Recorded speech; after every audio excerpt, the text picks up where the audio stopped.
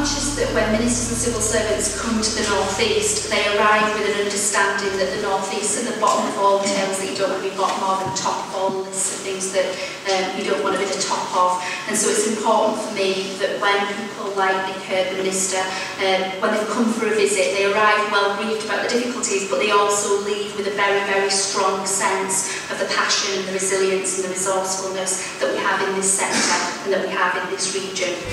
It's really important to us to see strong, confident local organisations, and we're seeing that at the moment. Obviously we're working in a time of austerity and a time of poverty. It's a hard time for all of us, but we believe very strongly in social action and community action. There are some really, really interesting pieces of work developing. We're making sure that the VCS are represented on the feeder committees, that when there's task groups, particularly around skills and employability, that we're influencing and trying to develop those plans. And we're also making sure that where there are pieces of work that we can do together that's mutually beneficial to the led and to the voluntary sector, that we're making sure that those activities are happening.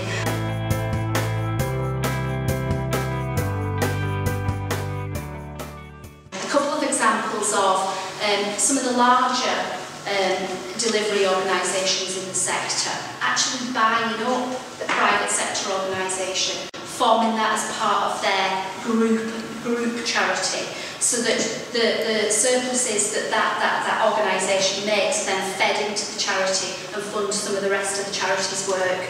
I'm conscious though that it is about delivering quality services, doing it in a sustained way, making sure that we're still here for particularly deprived and vulnerable communities in the future.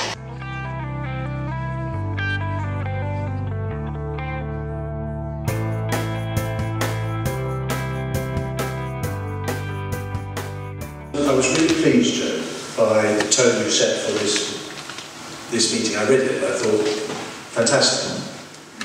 Because I think we all know there are plenty of reasons to be miserable and anxious and possibly angry at this moment in time. But you've invited people here to think positively and be optimistic, and I respect that. And I thank you for it, because it's needed.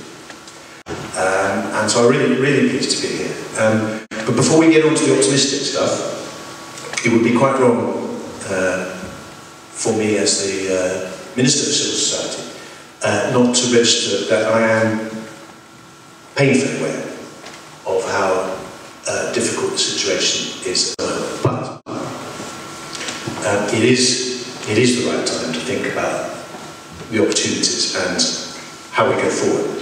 And I always think in these situations you look and you think about what you've got, your most important assets. And I believe absolutely passionately that the most important assets, most valuable assets this country has, and I'm sure it goes for the North East as much as for any other area, is the people. The difference it makes to the people we work with in terms of their lives, to watch people come through the door with a range of issues and a lack of self-esteem, a lack of confidence, and grow over time and benefit from the support and the environment we can give them to live within and start to stand on their own 2 feet is probably the most rewarding thing I've experienced in my life. One of the things that strikes me, and I think you perhaps feel this here as well, is that, as someone said, when the money stops, the thinking starts. And my sense is across the country, but I'm sure people are thinking, okay, well, we're having to think about doing things a different way. Okay, what do we do? What are we really going to do ourselves? Where do we need partnership? Who are we working with? Are they the right people? Are we doing the right thing? Should we be trying something else? This is exactly the environment that we want to encourage. I think for us, there are some quite exciting opportunities. I think most of our work is around people and families with complex needs and multiple problems. And from our point of view, I think some of the things that happen at the moment is the opportunity to join up what we do. And I think as long as the government incentivises the right issues, the right behaviour and the right outcomes, then actually some of what's going on at the moment could actually be very positive in terms of getting long-term change for people. I'm absolutely determined if this opportunity is not swallowed up by London, swallowed by other stuff. We've talked about this before, I've talked to Northern Rock about this. Absolutely determined that it is just as accessible for the North East. We're a housing organisation, and I think there are a lot of opportunities in older terraced housing stock in northern towns. I think we can make use of that. I think by engaging people in bringing that back into use and building strong communities where people feel a part of the area where they live is an immense opportunity. And it's also one where I think we can attract private sector investment that can offset the shrinking of the public sector because it makes financial sense.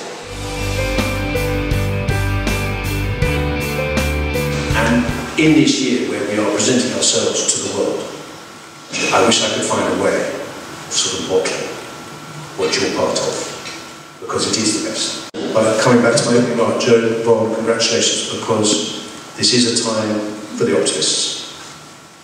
We need the optimists to step up.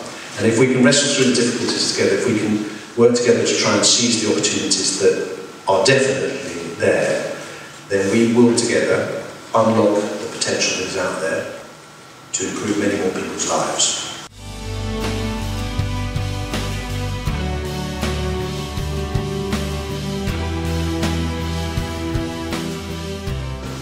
It's a very good question. Did you say you work for a credit union? Your time has come.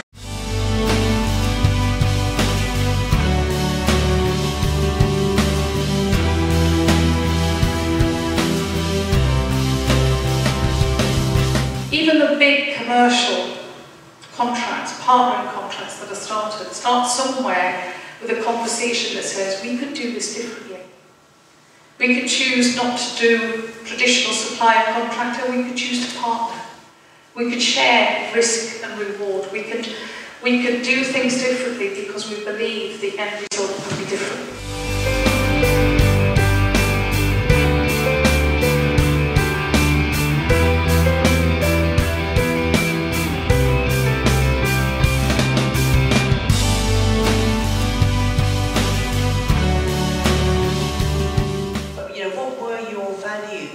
And how were you as a small player really going to add value to this much bigger organisation, which was the Public Housing Group? Yeah.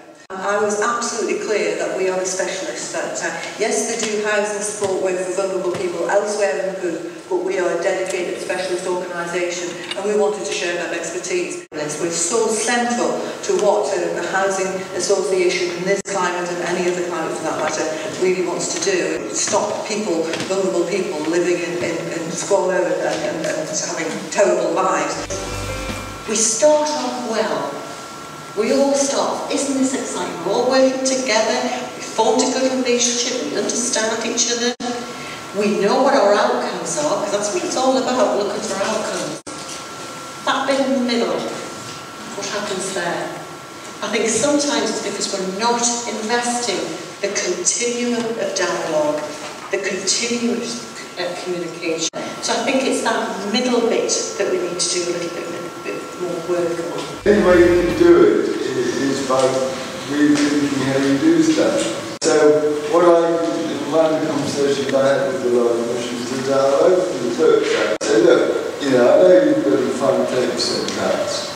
I know you're really working around to reduce our price. I can reduce our price if you can get me to X. And just start having a very honest conversation with Commissioners. And I think some of the opportunities for partnership, and we're certainly working with a number of partnerships, is that we can work with other organisations who've got particular skills, particular local knowledge, and there is a real opportunity to come together and provide services that I think really add value to people's lives. So from my perspective, some of the things are happening are not for the most positive of reasons, but there are real positive opportunities out there. The thing that I particularly take away from it though are some of the comments that Anne Cuthbertson made that were reflected then in the panel discussion, and that was about our approach in our sector to partnership working, believing that we're working in partnership when essentially what we've done is come together got the money and then just divvied it out amongst ourselves and not really entered into the real spirit of partnership working. It made me think way more carefully about what is it that we are collectively trying to achieve here. Not just understanding what our expectations are at the beginning and what our ultimate goal is, but also at a very early stage thinking through what is it that we're going to do if things start to crumble a little bit in the middle when the enthusiasm's worn off, and putting some kind of some mechanisms in place and having some trust within the partnership about there will be barriers and there will be hurdles, but can we think at an early stage about how we're going to overcome them, because they're definitely going to happen.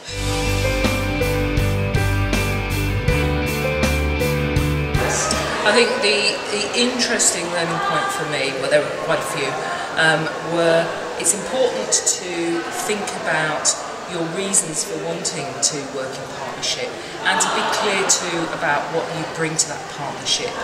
But something that struck me quite strongly was the advice to think about it before you need to do it. So start when it's what you want to do rather than it's what you have to do.